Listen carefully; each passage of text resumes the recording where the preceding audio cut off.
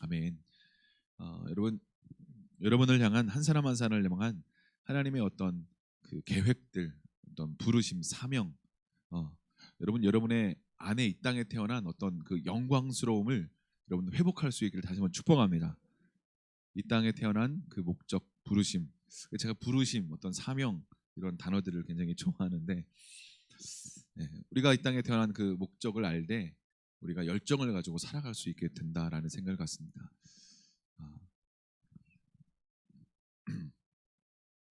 하나님이 여러분 한 사람 한 사람을 불같은 하나님의 마음을 시원케 하는 물 같은 존재로 저와 여러분을 부르신 줄로 믿습니다. 아멘. 그 출애굽기 말씀에 보면요, 그, 어, 그 이스라엘 백성들을 결국 그 애굽을 출애굽해서 광야를 지나서 어디로 인도하기를 원하셨어요? 가나안으로, 그렇죠? 가나안으로 인도하기를 원하셨는데 하나님이 그 과정을 통해서 결국 그 모든 한 걸음의 한 걸음의 과정을 통해서 하나님은 자기 자신에게로 이끌길 원하셨는 줄로 믿습니다. 아멘. 내가 얼마나 너희들을 사랑하는지, 또 함께하기를 원하는지, 또 인도하기를 원하는지, 하나님은 그걸 우리가 알기를 원하고 맛보기를 원하셨는 줄로 믿습니다. 그러니까 예수님이 제자들을 부르실 때에도 먼저 뭐 사역하고 전도하고 귀신을 쫓아내고 그런 일을 하셨지만, 마가복음에 보면요, 예수님이 제자들을 부르실 때 먼저 뭐 하기를 원하셨습니까? 함께 있게 하기를 원하시는 줄로 믿습니다. 성경의 말씀에 그렇게 말씀하고 있어요. 내가 제자들을 뽑고 사도들을 뽑고 함께 있고 그들로 하여금 전도도 하고 귀신도 쫓아내는 그런 사역들을 하기를 원했다라고 말씀하고 계시는 것이죠. 그러니까 하나님은 언제나 우리와 뭐 하기를 먼저 원하셨던 거예요? 함께 하기를 원하셨던 줄로 믿습니다. 그래서 예수님의 이름이 무엇입니까? 임마누엘. 할렐루야. 함께 있기를 원하셨던 것이죠. 아멘.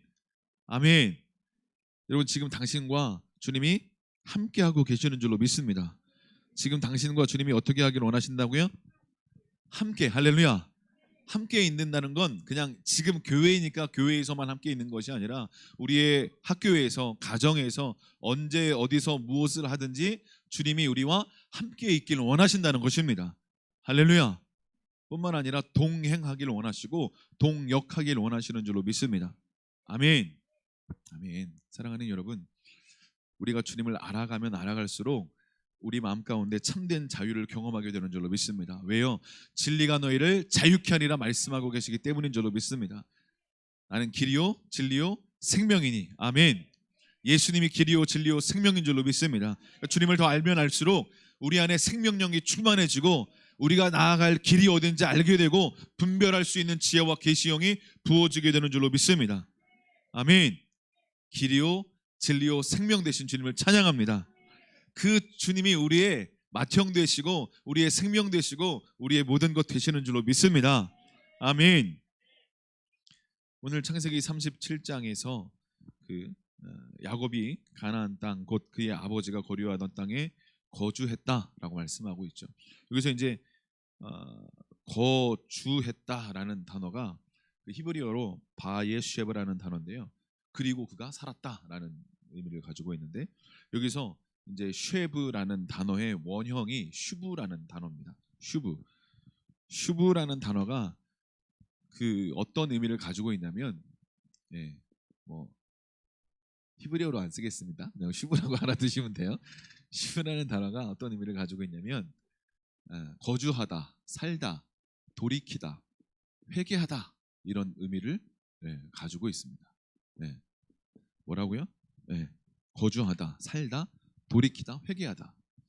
제가 예전에 그 정효 목사님의 그 센터 그 교회 가보니까 슈브라고, 슈브룸인가 이렇게 써 있더라고요. 그래서 이렇게 모형으로 법궤를 이렇게 딱 이렇게 만들어 놓은 게 있거든요. 그래서 그 앞에서 잠깐 기도하고 쉬면서 또 누워서 있기도 하고 그랬는데, 그 슈브라는 단어가 뭐라고요? 살다. 근데 이 살다, 살아가다, 거주하다, 이 의미가 놀랍게도 이 단어의 의미가 회개하다, 돌이키다는 의미와 같이 연결되어 있습니다. 이 한 단어에 두 가지 의미가 같이 있는 거죠. 다르게 표현하다 보면 살아간다라는 게 뭘까요? 우리가 삶을 살아간다. 그게 뭘까요? 또 다른 측면에서 보면 회개하는 것이다, 회개한다라는 것으로 볼 수도 있다라는 것입니다. 그러니까 살아가는 것과 회개한다라는 것은 서로 하나이고 또 연결되어 있다라고 볼 수가 있는 것입니다. 그러니까 살아간다는 건 회개하며 우리의 삶 가운데 하나님의 형상으로 회복되어져가는 과정이다라고 볼 수 있다라는 것입니다. 사랑하는 여러분, 주님 안에서 잘 살아가실 수 있기를 축복합니다. 잘 살아간다는 건 또 다른 의미로 뭘까요? 날마다 회개를 잘 하실 수 있는 여러분 될 수 있기를 축복합니다. 아멘. 여러분, 야곱의 삶을 보면 성경의 일문들이 항상 우리에게 뭔가 교훈하고 말씀하고 가르쳐주고 있는 것이죠. 야곱의 삶, 대표적인 것은 우리가 그 야곱의 오늘 30장의 말씀을 잠깐 봤는데 그 앞에 보면 가장 하이라이트인 야복강의 기도의 삶에 대해서 나오죠. 야복강에서 이 야곱이 환도뼈가 부러집니다. 그렇죠. 자신의 모든 힘을 잃어버린 것을 이야기하고 있는 것이죠. 그러나 야곱은 그때 야곱 형의 발 뒤꿈치 잡는 자에서 이름이 이스라엘로, 하나님과 겨루어 이겼다, 하나님이 다스리는 자다라는 이름으로 이스라엘로 그 이름이 바뀝니다. 그러니까 다른 말로 표현하자면, 잘 보세요. 야곱은 환도뼈가 부러지며 지른 것 같았지만 사실은 상황은 어땠습니까? 하나님은 야곱을 향하여 뭐라고 선포하는지 아십니까? 네가 하나님과 더불어, 사람과 더불어 겨루어서 어떻게 됐다? 이겼다. 그러니까 무엇입니까? 환도뼈가 부러지고 우리의 힘이 무너질 때 하나님께서는 우리를 향하여 선포하시는 것이죠. 뭐야? 네가 이겼다. 할렐루야. 우리가 기도의 자리에서 우리의 자존심과 자아가 무너지고 꺾일 때 하나님 우리를 향하여 선포하시는 거예요. 뭐라고요? 네가 이겼다. 할렐루야. 아멘. 네가 이긴 거예요. 할렐루야. 우리가 기도의 자리에서 자존심이 죽어서 나는 진 것 같습니까? 아니요. 진 것 같지만 당신이 이긴 것입니다. 할렐루야. 환도뼈가 부러져서 우리의 자존심이 죽고 자아가 죽고 내 의지가 죽은 것 같지만 도리어 그때 우리는 하나님을 의지할 수 있는 자리로 나아갈 수 있게 된 줄로 믿습니다. 그러므로 환도뼈가 부러진 나의 의지와 나의 힘이 꺾어진 그 자리가 바로 승리의 자리인 줄로 믿습니다. 하나님 우리에게 선포하시는 거예요. 뭐라고요? 네가 이겼다. 할렐루야. 우리가 어디서 그 일들을 경험합니까? 기도의 자리에서, 겟세마네에서, 십자가에서. 할렐루야. 사랑하는 여러분, 선하신 주님을 찬양합니다.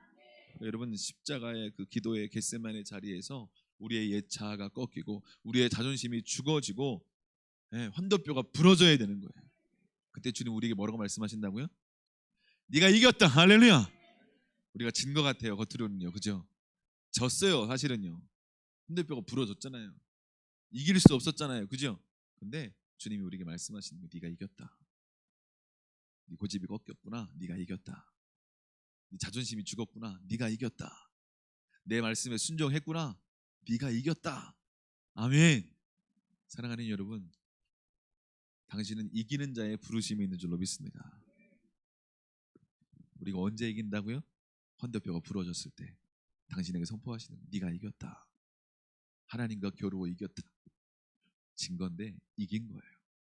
우리가 져야 주님이 이기시고 결국 우리도 이기는 것입니다. 아멘.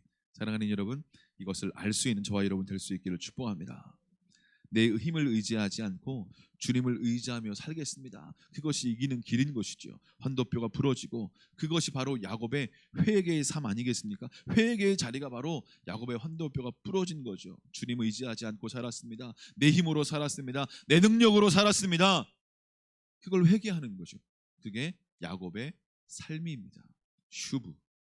하나님이 여러분의 삶을 슈브, 회개하는 삶으로 살아갈 수 있도록 초청하고 계십니다.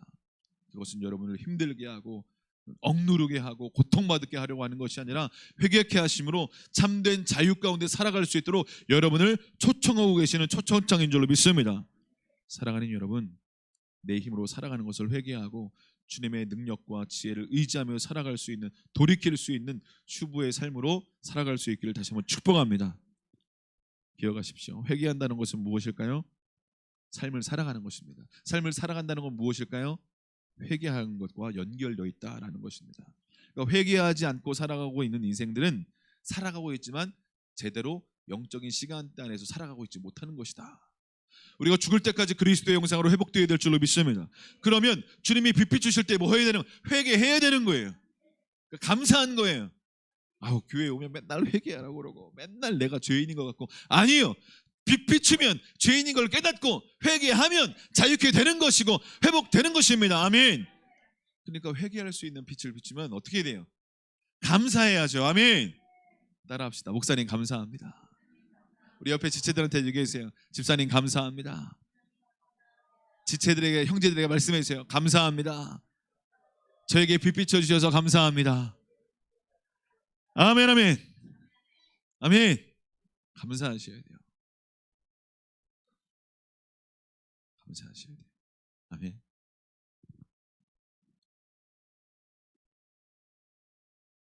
회개하지 않는 인생은 살아가고 있지만 진정으로 살아가고 있는 인생이 되지 못한다. 회개하지 않는 인생. 회개해야 살아가고 있는 거예요. 아멘. 회개해야 우리의 삶이 주님 안에서 빛나고 있는 거예요. 아멘. 오늘 창세기 37장 2절에 야곱의 족보는 이러하다, 야곱의 후대는 이러하다라고 이야기하는 것이죠. 그러면서 요셉이 17세 소년으로 형들과 함께 양을 쳤습니다. 그런데 그의 아버지의 아내들 비라와 실바의 아들들과 더불어 함께 있었다라는 거죠. 레의 아들들과 같이 있으면 해코지 당할까 봐 그랬나 야곱이? 어쨌든 비라와 실바의 아들들과 더불어 함께 있었습니다. 그리고 같이 양도 쳤죠. 그가 그들의 잘못을 아버지에게 어떻게 했다? 어떻게 했다? 말했다라고 성경은 말씀하고 있습니다. 저는 오늘 부르심을 이루는 방법에 대해서 같이 지금 나눌 텐데, 오늘 요셉의 인생 가운데 하나님이 요셉에게 어떤 꿈을 주시고 비전을 주시고 결국 하나님이 요셉을 연단시키고 훈련시키신 이후에 그의 이 땅에 태어난 목적과 부르심대로 고대 근동 가운데 애굽을 구원하고 이스라엘을 구원하는, 그래야 이스라엘이 한 거대한 민족으로 200만 명 가까이 되는 거대한 민족으로 자라갈 수 있는 그런 놀라운 자양분의 어떤 통로가 될 수 있도록 요셉의 어떤 부르심을 성취하시고 이루십니다. 할렐루야. 근데 어떻게 그 부르심과 사명을 성취하고 이루었을까? 오늘 말씀을 통해서 배우시고 여러분의 삶 가운데 이 땅에 태어난 목적과 사명을 이루는 것이 바로 여기에 있구나라는 것을 깨닫는 눈과 귀가 열릴 수 있을 걸 선포합니다. 아멘. 오늘 이것을 하게 되면 여러분의 삶의 사명과 부르심이 열리게 될 걸 확신해요. 열리고 싶습니까? 목적대로 살고 싶습니까? 사명이 성취되기를 원하십니까? 이렇게 하면 성취될 거예요. 그리고 이렇게 살아가게 되면 여러분의 삶 가운데 주님 오실 때 착하고 충성된 종이다 칭찬받고 면류관 받고 기뻐할 수 있는 은혜가 입혀지게 될 줄로 믿습니다. 사랑하는 여러분, 사명을 성취하고 부르심을 이루는 저와 여러분 될 수 있기를 축복합니다. 오늘 방법을 잘, 이거 복잡하지 않아요. 한 가지를 잘 배우면 여러분의 삶에 반드시 이것들을 순종의 자리로 나아갈 때 반드시 부르심 사명 성취될 줄로 확신합니다. 알려드릴까요? 아멘. 오늘 창세기 37장 2절에 요셉이 그들의 잘못을 아버지에게 말했다라고 말씀하죠. 직역하면, 이 말씀을 직역하면 이렇게 번역할 수 있어요. 그리고 그는 그들의 나쁜 문제들을 가져왔다. 뭐라고요?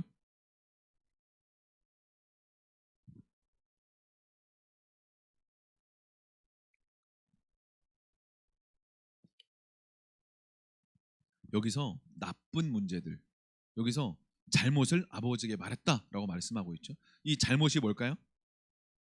히브리어로 라라는 단어를 쓰고 있어요. 어떤 단어를 쓰고 있다고요? 라라는 단어를 쓰고 있는데, 이 라라는 단어가 어떤 의미를 갖고 있냐면 악하다라는 의미를 가지고 있고요, 또 어떤 해롭다라는 의미를 가지고 있어요. 그러면 이 요셉은 형들의 이 악함과 어떤 잘못된 부분들을 아버지 야곱에게 어떻게 하는 거예요? 가져왔다는 것이죠. 잘 보세요. 형들의 악함을 누구에게 가져왔다고요? 아버지에게. 이것은요, 다른 말로 표현하면 그 요셉이 예수님을 예표하는 모습과 동일합니다. 보세요. 예수님은 어떤 분이십니까? 예수님은 죄인을 아버지께로 인도하는 분이시죠. 예수님은 죄인을 부르러 오셨습니다. 그렇죠? 예수님은요, 회개할 수 있도록 긍휼과 사랑으로 죄 가운데 있는 사람들의 죄를 때로 사랑과 긍휼로 인자하심으로 자비로 드러내셨습니다. 그렇죠? 자기가 죄 가운데 있는 줄 모르는 바리새인과 서기관 같은 자들에게는 때로 책망하시고 훈계하시며 확 드러나시기도 하셨지만 많은 경우 주님의 긍휼과 사랑과 자비로 죄인들에게는 편안하게 겸손하게 온유하게 다가가셔서 그들이 회개할 수 있도록 문을 여셨던 분이 바로 예수님인 것입니다. 보세요.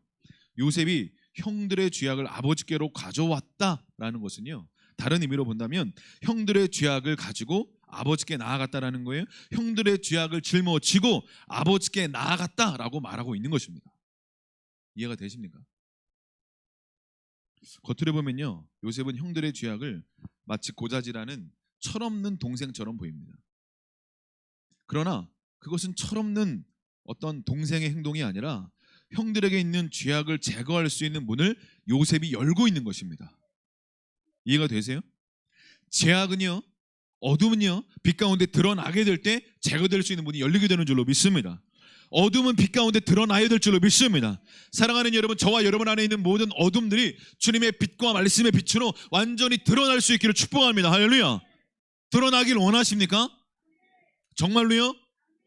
드러나면 좀 창피할 텐데, 좀 자존심이 상할 텐데. 우리가 확 웃었어요. 웃었는데 갑자기 여기에 초고춧가루 큰 게 한 2개 딱 껴있어. 그러면 인사하고 막 했는데 갑자기 남대문이 열려있어. 막 했는데 뭐 머리 잘 빗고 나왔는데 갑자기 뒤에 막 새치가 여기 막 이렇게 막 새집이 짓고 막 이렇게 돼 있어.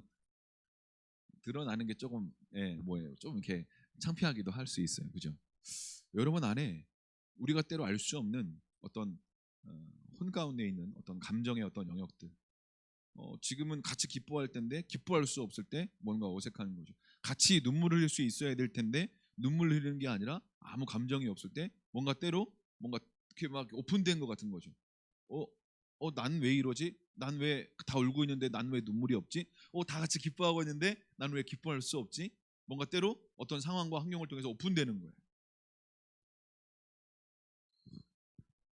내 안에 뭔가 어둠이 혹은 어떤 정상적이지 않은 부분이 혹은 상처가 어떤 연약한 부분들이 빛 가운데 드러날 때가 있습니다. 원튼 원치 않든 자연스럽게 드러날 때가 있죠. 사랑하는 여러분, 우리가 이제 건강 검진을 받잖아요. 이제 어른이 되면. 근데 이 건강 검진을 딱 이렇게 받을 때 애들도 받나요, 참?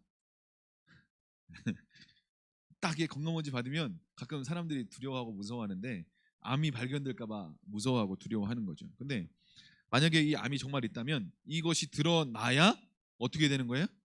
수술을 받거나 항암 치료를 하거나 뭔가 조치를 취하는 것이죠. 그죠? 그러면 이게 드러나는 게 좋은 거예요, 안 좋은 거예요? 좋은 거예요, 안 좋은 거예요? 이게 좋은 거 맞지요? 좋은 거 맞아요. 그죠? 빨리 드러나야 빨리 치료하거나, 그죠? 회복될 수 있는 문이 더 빨리 열릴 수 있는 거니까요. 맞지요? 그러면 영적인 것도 마찬가지 아닐까요? 뭔가 주님이 빛 비추시고 말씀하시고 뭔가 회개할 수 있도록 우리에게 뭔가 빛 비추실 때 그것을 보고 수치스러워하고 두려워하고 창피해하고 어려워할 것이 아니라 마치 어떤 건강 검진을 통해서 우리 안에 암덩어리들이 발견됐을 때 오히려 감사하다. 오히려 일기 이기 때 빨리 발견돼서 빨리 회복될 수 있도록 오히려 감사하다 이렇게 얘기할 수 있겠죠. 그죠? 영적인 것도 마찬가지인 거죠. 뭔가 주님께서 말씀 가운데 어떤 환경 가운데 때론 어떤 지체들을 통해서 때론 부모님과 자녀들을 통해서 어떻게 말씀하시고 빛 주실 때 우리 안에 있는 영적인 어떤 암들 어떤 그런 것들을 빛 주시고 드러내실 때 사랑하는 여러분 감사함으로 아버지께 나아가 여러분의 마음을 오픈하고 주님 나를 치유하고 회복시켜 주십시오라고 나아갈 수 있기를 축복합니다. 아멘.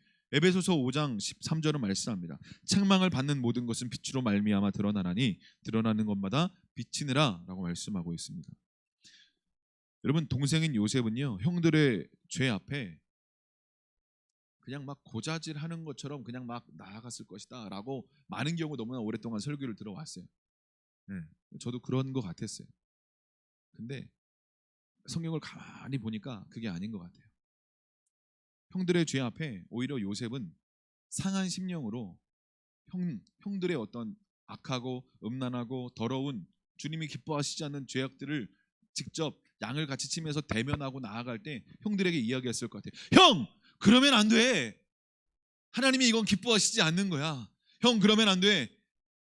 아빠가 이걸 보고 어떻게 생각하시겠어? 형 그러면 안 돼. 우리는 하나님을 믿는 하나님의 자녀들이잖아. 백성들이잖아. 우리는 이스라엘이잖아. 형 그러면 안 돼. 라고 아마 형들에게 이야기하지 않았을까요? 근데 형들은 그 쾌락과 죄와 더러운 것을 즐거워하고 기뻐하며 살았던 것 같아요.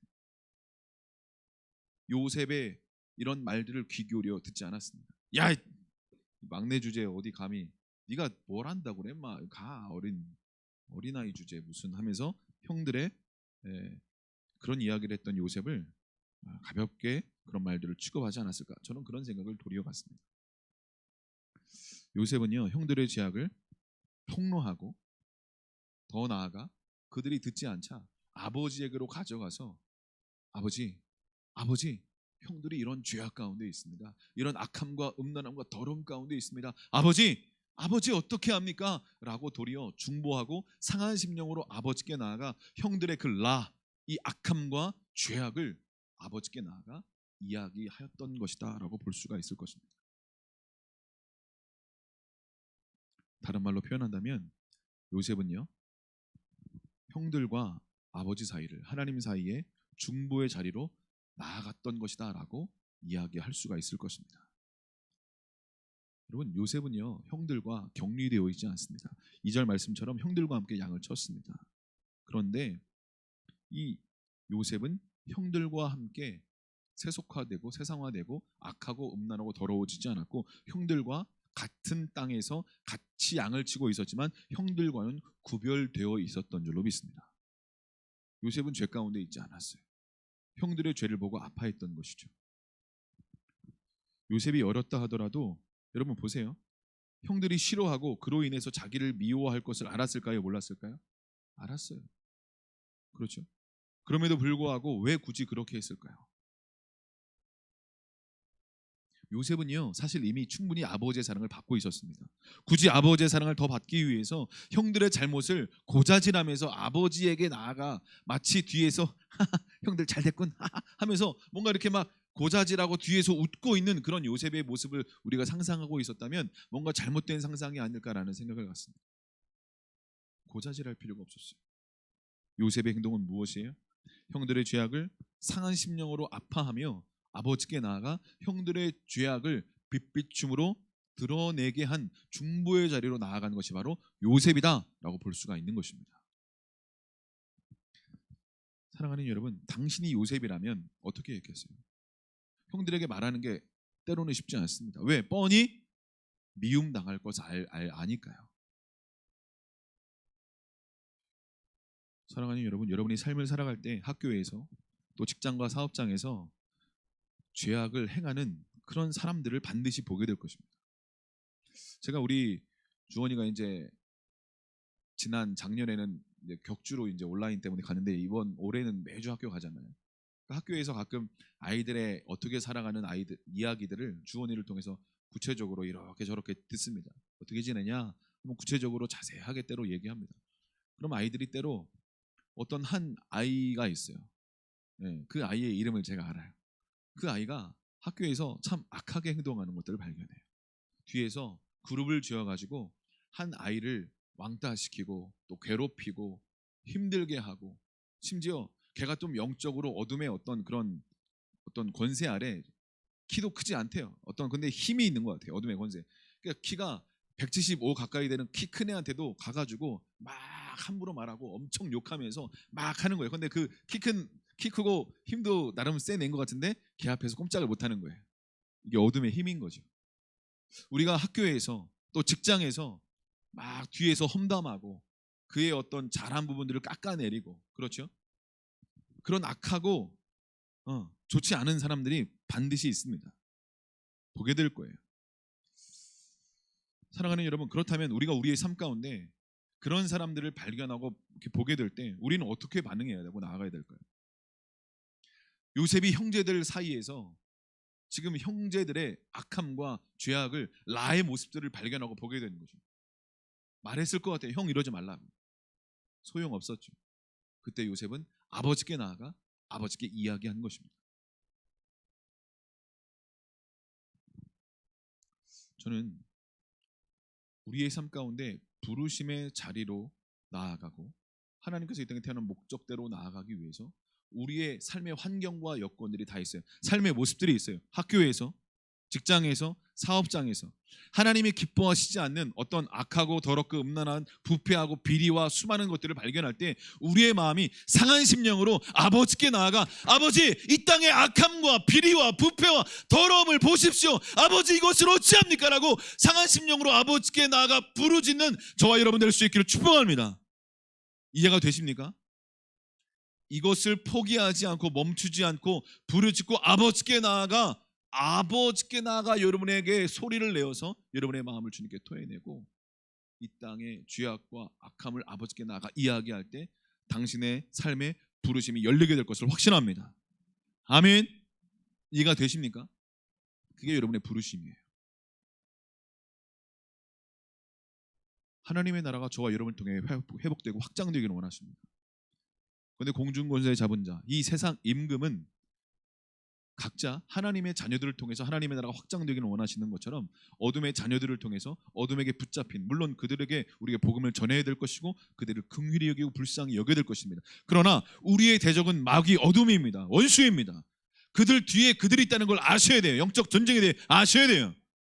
그들을 미워할 것이 아니라 그들 뒤에 역사하고 있는, 그래서 그들을 조종하고 있고 때로 그들의 상처와 아픔을 통해서 막 때로는 학교에서 왕따시키고 때로 직장에서도 막 이렇게 이간질하고 때로는 교회에서도 때로는 각각 사람이 속해 있는 그 장소에서 어떤 어둠의 일들을 풀어내고 있는 그 장소 앞에서 우리가 무엇을 해야 될까요? 저는 요셉처럼 나아가야 될 줄로 믿습니다. 그때 여러분 보세요. 이것으로 말미암아 요셉은 형제들에게 미움을 받습니다. 그리고 심지어 아버지의 심부름으로 세겜에게까지 찾아가서 그리고 도단에게까지 찾아가서 형들을 찾으러 갔을 때 형들이 꿈꾸는 자가 오는구나. 꿈꾸는 자가 오는구나. 저는 성경은 참 정말 놀라운 진리와 비밀들이 담겨져 있어요. 그리스도가 숨겨져 있고 예수님이 숨겨져 있고 이 요셉 안에서도 예수님이 숨겨져 있고 성경을 보면 볼수록 야 주님은 정말 와 할렐루야 막 비밀들을 찾는 거죠. 비밀들을 찾는 게 너무 재밌어요. 그들의 잘못을 아버지에게 가서 말했어요. 고자질한 게 아니에요. 중보의 자리로 나아가 아버지 형들의 이 죄악을 어떻게 합니까? 형들의 이 악함을 어떻게 합니까? 라고 이야기하는 거예요.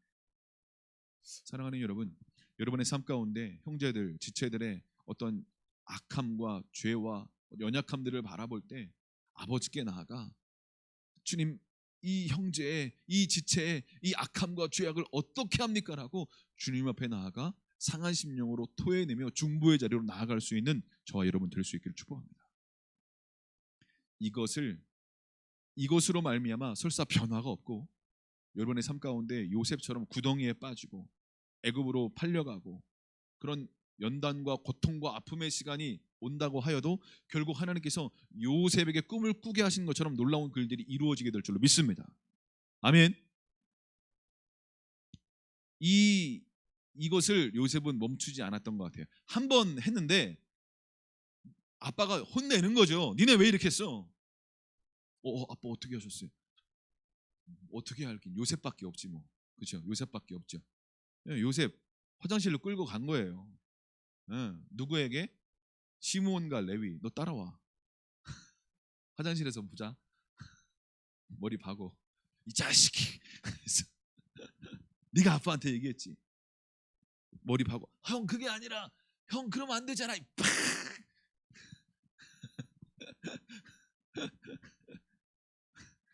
뭐 그랬을지 안 그랬을지는 잘 모르겠지만 한두 번 해가지고 이 형제들이 분노와 혈기가 막 치밀어 올라가지고 막 죽이고 싶었겠어요? 유다가 말리지 않았으면 요셉은 죽었어요. 시므온과 레위가 주도해가지고. 이해됩니까? 루벤은 이제 안 죽이게 하려고 막 그러다가 어디 갔다 오니까 이미 팔아버렸잖아요. 근데 그것도 유다가 중재해서 우리가 피를 묻힌 줄 무슨 소용이 있겠냐. 그래도 우리의 혈육인데 팔자. 저기 이스마엘 상인들이 온다 라고 얘기하고 있는 거죠. 근데 여러분 이 요셉의 모습이 사실은 예수님의 모습이죠. 그죠? 죄인들의 그 죄악을 짊어지고 십자가로 가서 아버지께로 간 것입니다.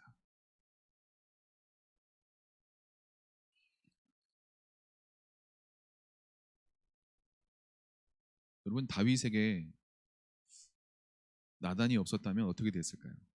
나단이 있었기 때문에 다윗은 죄를 회개할 수 있는 문이 열렸고 죄를 용서받을 수 있는 은혜의 문이 열리게 된 줄로 믿습니다. 그렇죠. 그러면 회개하도록 옆에서 다윗을 도운 나단에게 다윗은 어떤 마음을 가져야 마땅할까요? 감사해야 되겠죠. 아멘. 근데 여기서 다윗이 나단한테 화내면 정상이에요? 아니에요? 비정상이죠. 그죠? 여러분은 정상이에요? 비정상이에요? 주님이 사랑으로 빛 가운데 비추시고 때로는 지체들을 통해서 때로는 사역자들을 통해서 빛으로 여러분의 어떤 연약함과 죄와 더러움과 완악함을 때로 교만함을 빛 가운데 비출 때 여러분은 깜짝 놀라고 때로 수치스러워하고 뭔가 두려워하고 숨기를 원하고 계십니까? 아담과 하와가 하나님의 빛과 사랑 가운데 아담아 어디 있냐? 하와야 어디 있냐? 라고 말했을 때 아담과 하와가 숨었죠. 두려워서. 사랑하는 여러분, 다윗은 나단한테 감사해야 돼요. 아담과 하와는 하나님 앞에 감사해야 돼요. 정죄하려고 하는 게 아니라 수치를 두려고 두렵게 하고 인생을 망하게 하려고 하는 게 아니라 가죽옷을 입히고 자유케 하려고 부르시고 찾으시는 거예요. 회개할수록 빛 가운데 비추시는 거예요. 할렐루야. 그러면 감사해야죠. 할렐루야.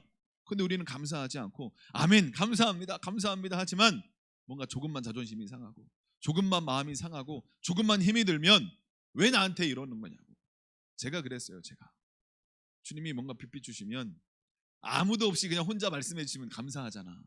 근데 마치 창피를 주시는 것처럼 사람들 앞에서 왜 이걸 드러내시냐고. 아니 왜 어린 내 자녀들 앞에서 이런 나의 연약함들을 드러내시냐고. 창피하잖아. 나의 권위가 막 떨어지는 것 같잖아. 아니요. 그렇지 않아요. 여러분 그것을 인정하고 겸손히 회개하면 하나님이 여러분을 도리어 높이십니다. 할렐루야. 우리가 그때 낮아지기로 결정하지 않으니까 교만하게 계속 그걸 회개하지 않고 왜 사람들 앞에서 나를 창피를 주었냐고 하니까 하나님이 여러분을 더 낮추실 수밖에 없는 거예요. 이해가 되십니까? 도리어 더 낮아지기로 결정하시고 그냥 오픈하시면 돼요. 주님이 감동하시지 않는 거 말고 감동하시는 건 제가 이 강단에서 되게 많은 연약함들을 오픈하지 않습니까? 그렇죠? 네. 이게 어렵지 않아요. 전 원래 연약한 사람이니까. 전 원래 쉽게 넘어지고 약한 사람이니까. 제가 연약함을 오픈하는 게 어렵지 않아요. 도리어 이렇게 얘기할 때 하나님이 어떤 감동하셔서 얘기하는 걸 때 저는 오히려 자유를 경험하죠. 주님 뭔가 말씀하기를 원하시는 것 같아서 말하는 것뿐이고. 사랑하는 여러분, 주님께서 우리의 삶 가운데 목적과 부르심, 사명을 반드시 이루는 삶을 살아가기를 원하십니다. 요셉의 부르심은요, 이스라엘이라는 이 야곱의 가족을 구원해낼 뿐만 아니라 애굽의 놀라운 그 흉년으로 말미암아 어려웠던 때 그들을 구원하는 놀라운 통로가 되지 않습니까? 그런데 그 시작이 어딜까요? 요셉의 부르심은 그렇죠? 이스라엘을 구원해내는 한 민족을 이루는 놀라운 통로가 되는 것이 요셉의 부르심 사명입니다. 그러면 그 놀라운 위대한 사명을 이루는 통로는 어디였을까요? 바로 여기였습니다. 바로 이곳에서 형들의 죄악과 연약함을 볼 때 거기서 멈추고 형들이 그냥 뭐라고 하니까 멈춘 것이 아니라 끝까지 포기하지 않고 지속적으로 형들의 죄악을 아버지께 가져가서 형들의 이 죄악을 보십시오 아버지 어떻게 합니까? 라고 지속적으로 계속해서 포기하지 않고 가져간 거예요. 여기서 부르심이 열린 것입니다. 이해가 되십니까? 많은 사람들이 여기서 포기해요. 한두 번 하다가 포기합니다. 나를 통해 뭘 하겠어? 나를 통해서 무슨 형들은 내 위로 몇 명이야 도대체? 너무 많잖아. 너무 많잖아 형들이. 막내는요 주로 말빨이 별로 없어요. 막내는 말빨이 별로 없어요. 제가 우리 형한테 막 가서 얘기해도 저희 형은 성경 백독하기 전에 나한테 와서 말도 하지 마라 막 이런 투로 저한테 말해요. 저희 형 카톡 프사가 뭐냐면 신스 몇 년도 2013년 몇 년부터 해가지고 구약 몇 독, 신약 몇 독 그걸 써놔요. 그래서 구약만 한 20번 읽었나, 신약 한 4, 50번 읽었나. 성경 열심히 읽거든요. 제가 볼 때는 안타까운 부분들이 많이 있지만 귀한 부분이 있어요. 그래도 그러니까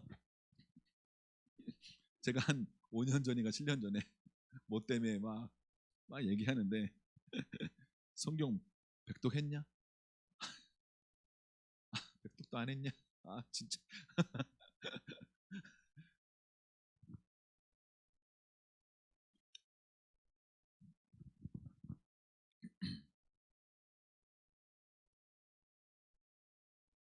요셉은 포기하지 않고 형들의 악함을 아버지께 가져간 자예요. 중보 자리에. 여러분 그렇게 할 수 있겠습니까? 그렇게 할 수 있으면 여러분의 사명 반드시 열립니다. 왜요? 그렇게 계속하면 미움받아요. 근데 미움 받고 잘할 수 있는 지혜와 능력이 임할 수 있기를 축복합니다. 아멘은 그냥 크게 하시네 이건. 미움 안 받으려고. 근데 많은 경우 이렇게 하면 혼자 기도하는 자리가 아니라 말하는 자리로 가라고 말씀하실 때가 반드시 오기 때문에 미움 받을 가능성이 많습니다. 그리고 더 나아가 요셉처럼 핍박받을 가능성도 굉장히 많아집니다. 그래서 무릇 경건하게 살고자 하는 자는 핍박을 받는다라고 성경은 말씀하고 있는 거예요. 왜? 계속 경건하게 살아가니까, 주님의 마음을 받아서 계속 중보의 자리로 나아가니까. 그러면 중보하다 보면 어떻게 돼요? 하나님 말씀을 주세요. 너 가서 얘기해라 라고 말씀하세요. 저희들이 여러분들을 위해 중보하죠. 그러나 주빈이 주원이 주아를 위해서도 또 중보를 열심히 합니다. 그러면 기도합니다. 주님 우리 아이들을 변화시켜 주십시오. 회복시켜 주십시오. 기도하다 보면 주님 어떤 마음을 주세요. 그럼 가서 얘기해야 돼요. 얘기 막 합니다. 그럼 아이들이 잘 듣고 또 회개하고 순종할 때도 있지만 또 많은 경우 그렇지 않을 때도 많이 있어요. 네, 쉽지 않아요. 그럼 자녀들과 영적인 전쟁을 합니다. 영적인 전쟁을 선포합니다. 그리고 진리 가운데 막 얘기합니다. 그리고 이걸 얘기하다가 끝까지 안 들으면 엄청난 대접전이 일어납니다. 상상하십시오. 엄청난 접전이 막 밤새 일어나기도 하고 아침부터 일어나기도 하고 막 엄청난 접전이 일어나요. 영적인 접전이 일어납니다. 그러면 제가 우리 아이들한테 아프고 상한 막 부모로서 듣기 힘든 막 그런 이야기를 때로 듣습니다. 듣고 싶으면 밥을 사십시오.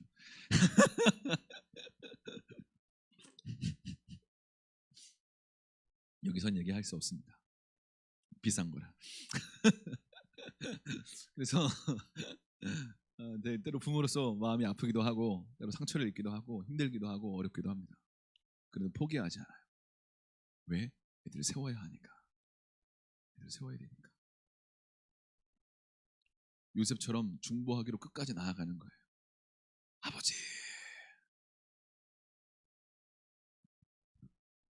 예수님이 그러셨던 거예요. 빌립보서 2장 7절 말씀입니다. 자기를 비워 종의 형체를 가지사 사람들과 같이 되셨고 사람의 모양으로 나타나사 자기를 낮추시고 죽기까지 복종하셨으니 곧 십자가에 죽으심이라. 중보하신 거죠. 죽기까지 순종하심으로 십자가에서 중보의 자리로 나아가시는 거예요. 순종하셔서. 여러분들도 사람들에게 듣기 좋은 말만 하시면 안 돼요. 제가 때로 목회자로서 여러분에게 듣기 좋은 말만 하고 있다면 저는 더 깨어나고 눈물로 더 여러분들에 더 중보해야 될지 모르겠습니다.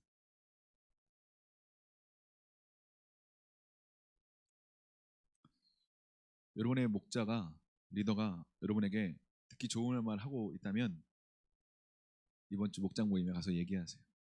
날 위해서 기도하고 있냐고.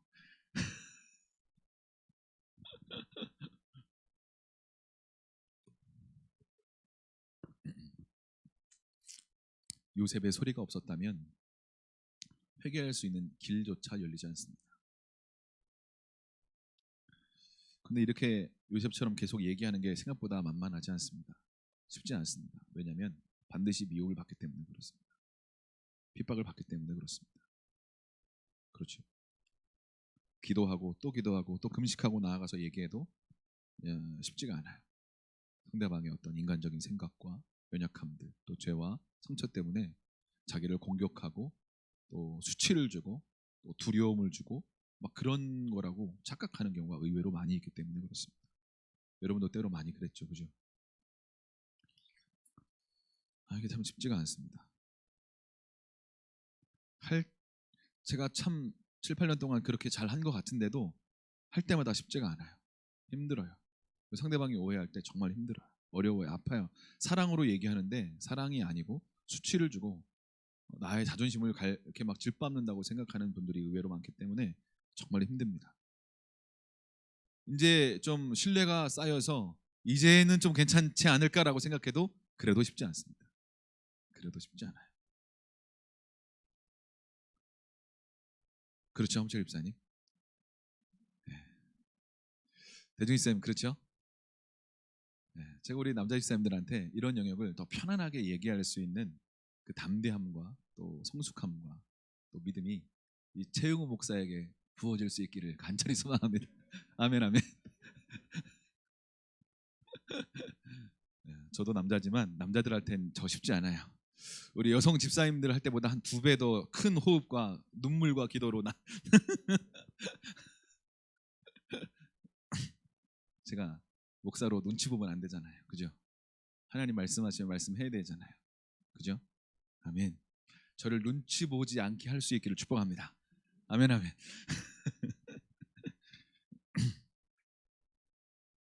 그러니까 빛 가운데 죄악이 드러날 때 우리는 감사해야 됩니다. 구약의 선지자들이 대부분 죄 가운데 있는 백성들에게 경고의 메시지를 설교할 때 백성들은 회개도 했지만 많은 경우 도리어 그 선지자를 핍박하고 예언자를 박해합니다. 그렇죠? 그래서 에레미야는 마지막에 막 어떻게 해요? 감옥에 갇히고 구덩이에 빠지고 왜 그런 부정적인 예언을 하냐 하면서 왕과 지도자들로 하여금 핍박을 받고 고통을 경험하게 되는 것이죠. 사랑하는 여러분, 근데 이것을 계속하다 보면 하늘에 상이 있는 줄로 믿습니다. 근데 핍박을 경험하여 봤습니다. 말씀 그대로죠. 참 우리 집사님들에게 저희 아내하고 제가 핍박을 참 많이 받은 것 같아요. 하늘에 상이 있는 줄로 믿습니다. 선하신 주님을 찬양합니다. 여러분도 그런 핍박의 자리로 나아갈 수 있기를 축복합니다. 근데 기도를 좀 많이 하시고 얘기하셔야 돼요. 어디 응? 그 성도 주제, 집사 주제 나한테 당신이 목사야? 목사가 얘기해주다가 들을까 말까 한데 지금 그러면 안 돼요. 연약한 지체들을 통해서 드러낼 때 우리가 겸손히 나아갈 수 있는 저와 여러분 될 수 있기를 축복합니다. 우리 가끔 동찬이가 예언자적으로 여러분에게 말씀하잖아요, 그죠? 그럼 들으셔야 돼요. 아멘, 아멘. 우리 동찬이가 제 앞에 와서 딱 앉습니다. 그리고 이렇게 하면 이제 주물르라는 거예요. 막 주물러 열심히 주물러 막 주물러 열심히 주물릅니다. 머리도 해줄까? 그러면 머리도 막 이렇게 주물러. 나도 해줘. 그러면 또 막 목사님 우리 선포 세미나를 해야 될 때가 오지 않았나요? 막 이런 한 6개월 전에 막 그래서 알았어 기도해 볼게.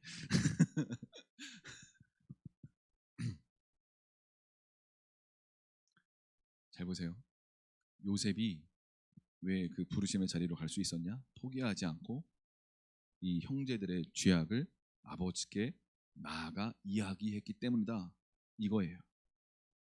여러분이 처해 있는 그 상황, 그 모습, 학교에서, 직장과 사업장에서 뭔가 주님이 기뻐하시지 않는 그 모습 때문에 여러분은 중보의 자리로 가 아파하시며 아버지께 소원하시는 기도로 나아가셔야 돼요.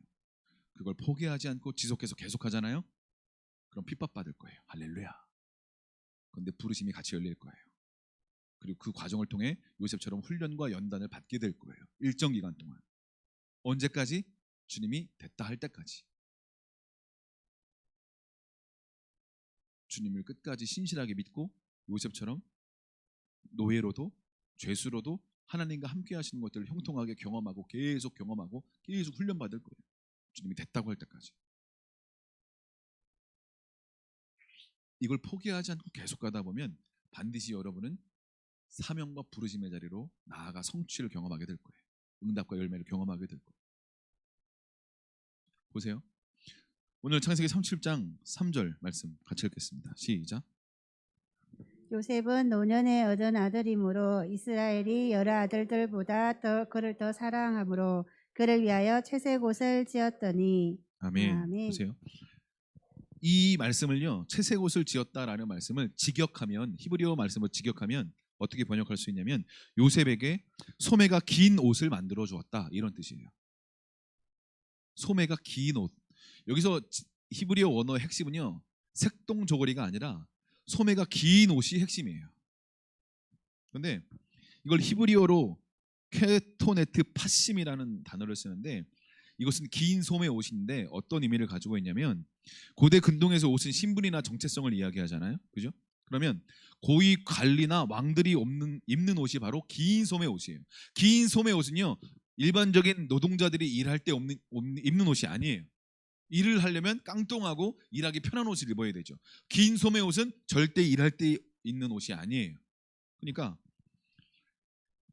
고위 관리나 왕들이 입는 옷을 지금 야곱이 아들 요셉에게 입혀줬다라는 거예요. 그러니까 다른 말로 표현하면 야곱이 왜 그렇게 했을까요? 야곱이 요셉에게 형들을 가이드하고 다스릴 수 있는 또 다른 어떤 권세 혹은 어떤 권리, 어떤 그런 의무, 어떤 그런 것을 주었다라고도 볼 수가 있는 것입니다. 그러니까 이 긴 소매 옷을 입고 어떤 일이 일어납니까? 성경에 보니까 바로 그 이후에 요셉이 꿈을 꿉니다. 그렇죠? 꿈을 꾸고 볕단이 자기에게 절하는 꿈을 꾸고 해와 달과 별이 자기에게 절하는 꿈을 꿉니다. 그렇죠? 꿈을 꾸게 하세요. 저는 여기에 굉장히 비밀이 있다라고 했습니다. 보세요. 요셉이 부르심과 사명을 성취하는데 첫 번째로 한 게 뭐라고요? 형들의 이 죄악을 아버지께 가져가서 이야기했다라는 거예요. 중보했다는 거예요. 그러니까 두 번째로 아버지가 야곱이 무엇을 입혀줍니까? 긴 소매 옷을 입혀줘요. 네. 통치할 수 있는 어떤 권세 같은 긴 소매 옷을 입혀줍니다. 그리고 하나님은 요셉에게 뭘 주십니까? 꿈을 주십니다. 야곱이 긴 소매 옷을 입혀준 것이 알고 줬든 모르고 줬든 분명한 건 이 첫 번째 중보의 자리로 이 요셉이 나아가는 것을 포기하지 않고 끝까지 핍박과 박해 가운데 이 어려움 가운데 계속 경험을 할지라도 계속 중보의 자리로 나아갔기 때문에 하나님이 야곱을 통해 긴 소매 옷을 입히고 하나님은 요셉의 꿈을 통해서 하나님이 열방을 구원할 수 있는 문들을 열리게 하신 줄로 믿습니다. 할렐루야. 아멘. 이해가 되십니까?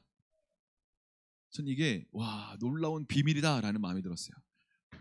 할렐루야. 와. 말씀을 준비하고 책을 막 이것저것 보면서 와 하고 빛이 딱 들어오는 거죠. 와 이거구나. 우리가 우리의 삶에 끝까지 우리의 삶에 있는 이 삼척의 이 죄악을 보고 끝까지 포기하지 않고 기도하면 그의 삶 가운데 삼척을 향한 부르심이 열리는 거예요. 대한민국의 라를 보고 대통령과 정치 주주들의 라를 보고 안타까워하며 상한 심령으로 부르짖고 기도하고 포기하지 않고 끝까지 기도하면 대한민국을 향한 그의 부르심이 열리는 거예요. 아멘. 이해가 되십니까? 자녀들의 죄악과 라와 음란함과 악함을 보고 상한 심령으로 부르짖고 애통의 마음으로 나아가면 자녀의 부르심을 열 수 있는 부모의 부르심이 열리는 거예요. 아멘.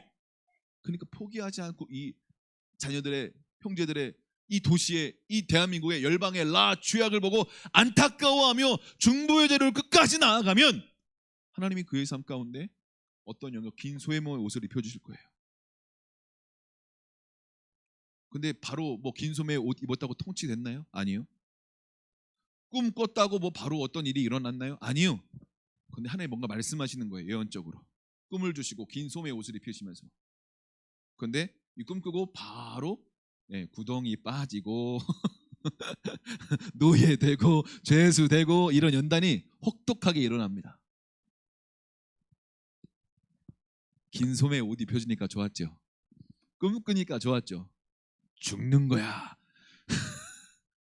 연단의 시간, 고통의 시간, 아픔의 시간을 다 경험해야 온유와 겸손으로 주님의 성품으로 회복되고 연단되면서 주님 닮아가고, 그러면서 내가 아무것도 아니라는 거 알게 되고, 자기를 죽이려고 했던 형을 다시 만나도 눈물을 흘리며 중보의 자리로 나아가 그들이 회복할 수 있는 문을 열고, 형들 걱정하지 마, 걱정하지 마, 하나님이 나를 먼저 보내신 거야. 눈물을 흘리며 회복할 수 있는 문을 여시는 거예요. 할렐루야. 이게 그냥 이 요셉이 그냥 형들을 용서해 준 게 아니에요. 연단받고 훈련 받으면서 하나님의 성품으로 회복되고, 하나님 말씀하시면 순종하고, 하나님과 동행하는 형통함을 경험하면서 그의 삶이 완전히 회복되고 문이 열리니까 형들을 편안하게 용서할 수 있는 거예요. 자기 죽이려고 했던 사람 막 부들부들 떨리지 않겠어요? 형들이 자기를 어떻게 팔아넘겼는데, 레위하고 시몬 형은 자기를 막 죽이려고 했는데 유다가 말려가지고 팔렸는데, 어떻게 다시 봤으면 어떻게 했어요? 어떻게 했어요? 진짜 화가 났으면 요셉의 그 권세로 저기 가나안에 있는 한 3,000명 부대 보내가지고 다 잡아들이는 거지. 그냥 거기 가면 저기 그 야곱의 자녀들이 있을 거야. 다 잡아들여. 다 잡아들여. 죽었어. 사랑하는 여러분, 우리의 삶 가운데 하나님은 부르심과 사명을 반드시 열어주기를 원하세요. 그런데 사명과 부르심 그냥 열리는 게 절대 아닙니다.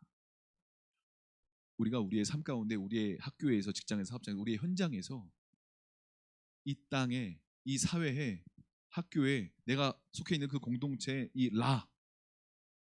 우리 교회에도 어떤 연약함이 있을 수 있죠. 약함이 있을 수 있는. 그러면 그것 때문에 여러분이 아파하셔야 돼요.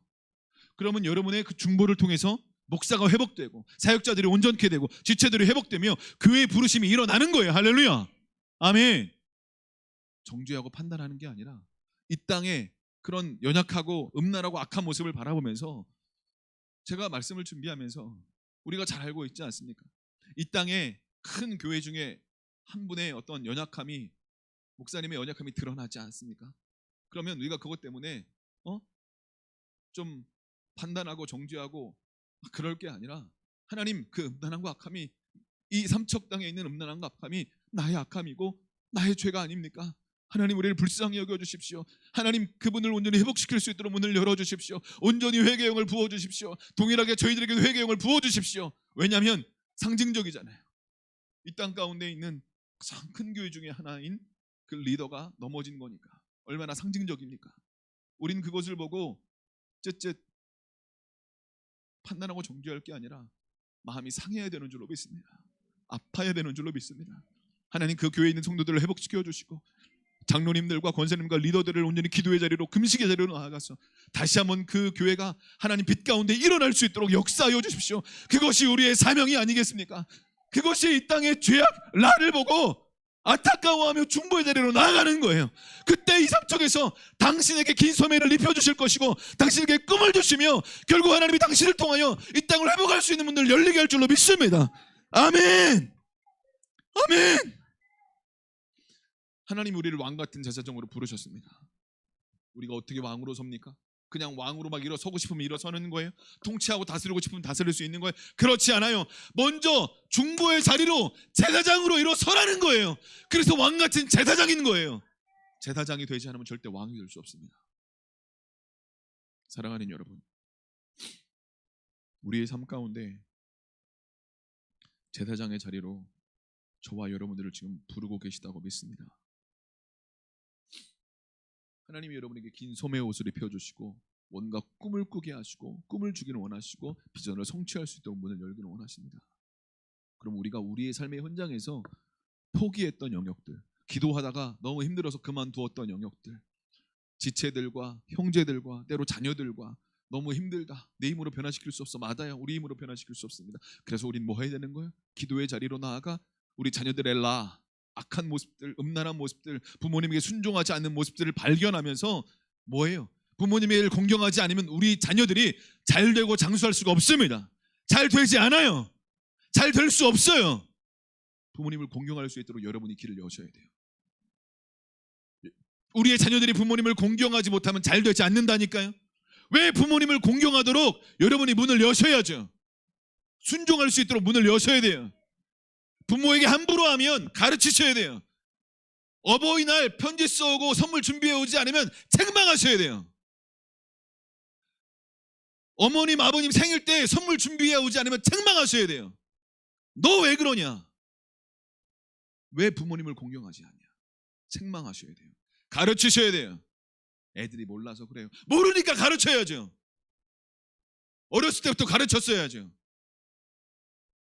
가르치지 않았다면, 자녀들의 눈치를 보고 가르치지 않았다면 회개하시고 가르치셔야 돼요. 그래야 자녀들이 잘 되죠. 자녀 잘 되길 원하지 않습니까? 저희는 저희 주빈이, 주원이, 주아가 잘 되기를 정말 원해요. 그래서 영적으로 전쟁을 합니다. 싸워요. 때로 아파요. 영광의 상처가 있습니다. 아파요. 고통스러워요. 최근에도 엄청난 영적인 전쟁을 치렀어요. 우리 주원이를 축복합니다. 우리 주원이를 제가 얼마나 사랑하는지 몰라요. 할렐루야. 간증은 주원에게 밥을 사시면서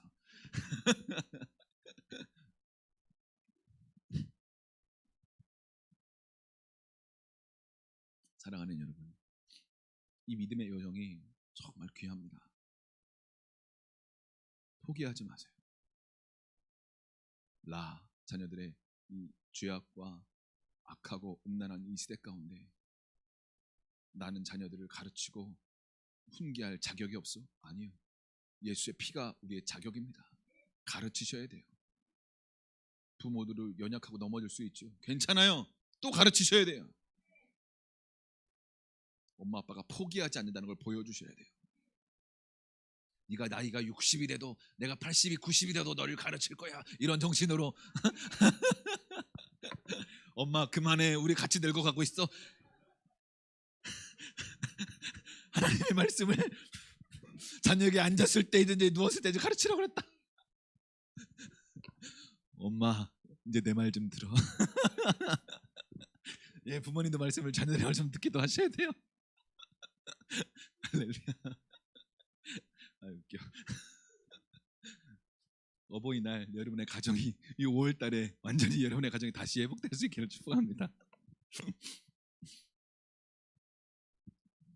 사랑하는 여러분, 우리가 포기한 영역이 있는 것 같아요. 자녀들의 어떤 연약한 모습들, 죄악들, 라의 모습들, 때로는 나 자신의 어떤 라의 모습들, 연약한 모습들, 아픈 모습들, 포기하지 마세요. 여러분 자신을 용서하십시오. 할렐루야. 그리고 다시 순종의 자리로 나아가기를 결정하세요. 우리가 여기서 멈춘 거예요. 힘들어서, 아파서, 난 자격이 없다고 생각해서. 사랑하는 여러분, 계속 요셉처럼 중보하기를 결정하셔야 돼요. 계속 아버지께 이걸 가지고 나아가셔야 돼요. 이 땅의 죄악을 가지고 아버지께 가시고 형제들과 지체들과 자녀들의 이 죄악을 가지고 아버지께 또 나아가셔야 돼요. 그때 아버지가 여러분에게 뭔가 말씀하실 거예요. 그리고 감동하실 거예요. 그러면 우리는 순종해서 말해야 돼요. 순종해서 때로 섬겨야 돼요. 순종해서 어떤 액션을 취해야 돼요. 요셉이 세겜에서 도단까지 왜 갔을까요? 세겜은 어떤 땅이에요? 세겜 누구예요? 하몰의 아들 세겜. 그 족속이 이 야곱의 이 가족들을 다 죽이려고 그랬잖아요. 레위와 시몬이 할례 받은 그들을 다 죽여가지고 남자들을. 그래서 위험에 처했잖아요. 그래서 하나님이 야곱에게 뭐라고 말씀하셨어요? 베델로 올라가라. 내가 약속한 땅으로 가라.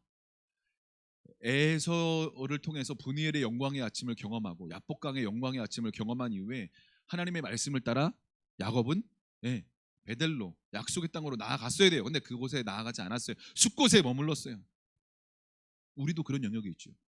야복강에서 하나님의 영광과 은혜를 경험했는데도 우린 다시 말씀을 따라 약속의 땅으로 걸음을 옮겨가지 않아요. 여기가 좋사오니 또 살만해요. 그러니까 디나가 욕보임을 당하고 어려움을 당하고 그래서 시몬과 레위가 그 땅에 있는 사람들을 칼로 할례당한 그들을 죽이고 그렇죠? 바로 그곳이 세겜입니다.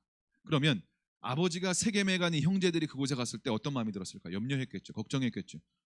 보낸 거예요. 야곱 요셉을. 어떠냐? 요셉이 끝까지 찾아간 건 어떤 마음이었을까요? 죄악을 행했던 형제들을 바라보고 하나님 혹시 그들을 심판하진 않았을까? 혹시 그들에게 어떤 어려움이 있진 않았을까? 끝까지 찾아가는 거예요. 형들을 찾아서. 전 중보의 마음이지 않았을까 이런 생각도 같습니다. 사랑하는 여러분, 하나님이 여러분의 삶 가운데 어떤 한 지체를 향해 포기하지 않고 회복시키려는 그 몸부림과 그 여정과 그 과정을 귀히 여기신다고 믿습니다. 선택은 그의 몫이지만 우리는 포기하지 않고 그 한 명을 세우기 위하여 그들의 라와 죄악 때문에 중보의 자리로 나아가 그들이 우리를 좋아하든 싫어하든 주님의 감동에 따라 말하는 거예요. 주님의 감동에 따라 순종하는 거예요. 그때 여러분의 부르심이 열리는 거예요. 긴 소매 옷을 입혀주시고 꿈을 꾸게 하시고 연단과 훈련이 있지만 반드시 새 일을 행하실 것입니다. 아멘. 이걸 하지 않으니 우리에게 긴 옷을 입혀줄 수가 없고요, 꿈도 주실 수가 없는 거예요. 이 여정을 극복한 자에게 주시는 것이 긴 소매고 그에게 꿈을 주시는 거예요. 할렐루야. 중보의 자리로 나아갈 수 있기를 축복합니다. 우리가 지금 주일날 예배하는 것도 또 각자의 자리에서 예배하는 것도 중보예요. 그래서 자녀들이 예배의 자리로 나아갈 때 어떤 꿈을 꾸는 거예요. 나의 부르심이 열리는 거예요. 내가 뭘 해야 되는 걸 알게 되는 거예요. 사랑하는 여러분, 주님께 나아가 중보의 자리로 나아가 여러분의 부르심을 열 수 있는 문을 확실히 열 수 있기를 축복합니다. 포기하고 중보를 멈췄던 것들을 회개하십시오. 청소년과 청년들이 회복되기를 원하는 부르심이 있으십니까? 청년들과 다음 세대를 위하여 눈물로 기도하기를 포기하지 마십시오. 어린 아이들을 향한 부르심이 있습니까? 그들을 향한 주님의 마음을 계속 받으세요. 그리고 그들을 위해 섬기고 눈물로 나아가세요. 노년과 장년들을 향한 부르심이 있다면 그들을 향해 계속 중보의 자리로 나아가셔야 돼요. 그래야 부르심이 열립니다. 그래야 부르심이 열려요. 사명이 열려요. 우리가 중보하기를 멈췄던 것들, 힘들어서 아파서 때로 그들이 나를 미워하고 핍박해서 멈췄던 것들 회개하고 주여 나를 중보의 자리로 이끌어 주십시오. 우리 주여 한번 외치고 한 10분 15분 정도 같이 기도하며 나아가겠습니다. 주님, 내 삶을 붙잡아 주십시오. 내 삶을 기억하여 주십시오. 중보의 자리로 나아갔던 것들을, 포기했던 것들을 주님 용서하여 주십시오. 이제 포기하지 않고 중보의 자리로 나아가겠습니다. 우리 주여 한번 외치고 기도하며 나아가겠습니다. 기도하겠습니다. 주여